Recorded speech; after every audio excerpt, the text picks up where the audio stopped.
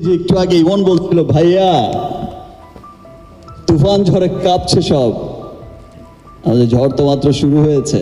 Yes তো ঝড়ের শুধুমাত্র একটা মানে ঝলক ঝলক মানে কোনো মানে ঝড় শুরুই হয়নি, শুধু একটা ঝলক দূর থেকে দেখিয়েছে, একদম চমকাচ্ছে।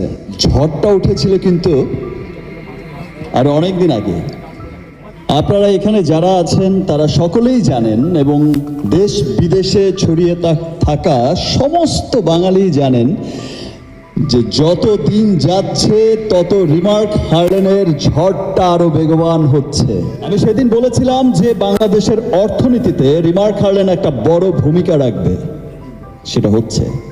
আমি বলেছিলাম যে কর্মসংস্থানের ক্ষেত্রে লক্ষাধিক মানুষের কর্মসংস্থানের ব্যবস্থা ইনশাল্লাহ আমরা করব, সেটা লক্ষ লক্ষ লক্ষ ছাড়িয়ে যাবে ইনশাআল্লাহ। আপনারা নিজের এবং নিজের পরিবারের একটা ভরসার পণ্য পৌঁছে দিতে পারছেন।